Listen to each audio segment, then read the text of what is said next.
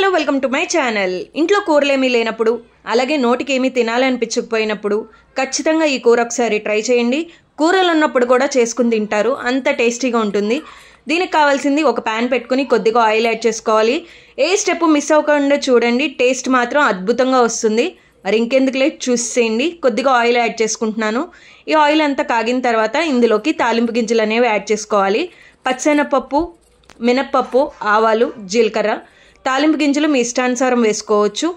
ఇవన్నీ కూడా వేగాలి. ఇవన్నీ కూడా సిమ్లో పెట్టుకుని చక్కగా ఫ్రై చేసుకోండి. ఫ్రై అయిన తర్వాత ఇందులోకి 6-7 దర్బల వెల్లుల్లిపాయలు కూడా వేసుకోవాలి. ఇవన్నీ కూడా లైట్గా దంచేసి యాడ్ చేస్తున్నా అండి. ఆయిల్ ఇలాగా మరిగిన తర్వాత మాత్రమే వేయండి, అప్పుడే టేస్ట్ బాగుంటుంది. వేగి చూస్తున్నారు కదా, తాలింపు కూడా కొద్దిగా వేగిపోయింది. ఇప్పుడు ఇందులోకి నేను ఒక్క చిల్లీ వేసుకుంటున్నాను. ఎక్కువ కారం పట్టదండి, చూసుకుని వేసుకోండి. జస్ట్ ఒక్క చిల్లీ ఇలా విరిపేసి వేసుకుంటున్నాను. ఇది కూడా లైట్గా వేగిన తర్వాత ఇందులోకి కడిగేసుకున్న కరివేపాకు కూడా యాడ్ చేసుకోవాలి.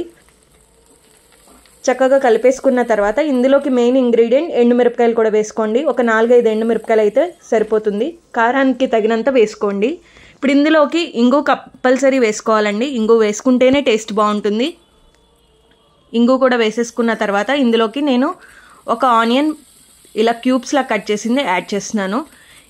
ఇది కూడా ఆప్షనలే అండి, మీకు కావాలంటే ఆనియన్ వేసుకోవచ్చు, లేదంటే లేదు. ఆనియన్ వేగడానికి కొద్దిగా సాల్ట్ కూడా యాడ్ చేశాను. వేసుకుంటే టేస్ట్ మాత్రం చాలా బాగుంటుంది. ఇష్టం లేదు అనుకున్న వాళ్ళు స్కిప్ చేయొచ్చు. ఇప్పుడు మన స్టార్ ఇంగ్రీడియంట్ మాగాయి వేసుకోవాలి. మాగాయి పచ్చడి కూడా 2 to 3 స్పూన్స్ వేసుకుంటున్నా అండి. పప్పు ఎంతైతే ఉడకపెడుతున్నామో దానికి తగినంత క్వాంటిటీ మాగాయి పడుతుంది, కాబట్టి చూసి యాడ్ చేసుకోండి. ఇది కొద్దిగా ఫ్రై అయితే టేస్ట్ బాగుంటుందండి ఆయిల్లో.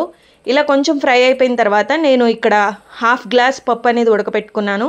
ఆ పప్పు కూడా ఇందులో యాడ్ చేసేసుకుని చక్కగా మిక్స్ చేసుకుంటున్నాను. ఇలా చక్కగా కలిసేలా కలిపేసుకున్న తర్వాత ఇందులోకి తగినంత ఉప్పు అలాగే కొద్దిగా పసుపు కూడా వేసుకోవాలి. అవి కూడా ఇప్పుడు యాడ్ చేసేసుకుందాము. మాగాయిలో ఉప్పు ఉంటుంది, అలాగే పులుపు కూడా ఉంటుంది, కాబట్టి చూసి యాడ్ చేసుకోండి. సాల్ట్ ఎక్కువగా పట్టదు, ఖచ్చితంగా చూసుకొని వేసుకోండి. ఎందుకంటే ఉప్పు త్వరగా ఎక్కువైపోతుంది. కాబట్టి ఇలా చక్కగా కన్సిస్టెన్సీకి తగినంత వాటర్ పోసుకొని అడ్జస్ట్ చేసుకొని కొద్దిగా మరిగించుకోవాలి. ఇలా మరగడం వల్ల టేస్ట్ అనేది చాలా బాగుంటుంది. పప్పు ఇలా వండుకోవడం వల్ల చాలా రుచి వస్తుంది. దీన్ని చక్కగా ఒక సర్వింగ్ బౌల్లోకి తీసేసుకొని డెకరేషన్ చేసుకుంటే టేస్టీగా మన మాగాయి పప్పు రెడీ అయిపోయింది. ఇది చపాతీల్లోకైనా, అన్నంలోకైనా, దోశలకైనా చాలా బాగుంటుంది. మీరు కానీ ఇప్పటి వరకు ట్రై చేయకపోతే ఖచ్చితంగా ట్రై చేయండి. చాలా టేస్టీ రెసిపీ. బ్యాచిలర్స్కి అయితే చాలా త్వరగా ఈజీగా అయిపోయే వంటకం, అలాగే హెల్త్కి కూడా చాలా మంచిది. కాబట్టి పప్పు అనేది ఖచ్చితంగా ట్రై చేయండి ఈ రెసిపీని.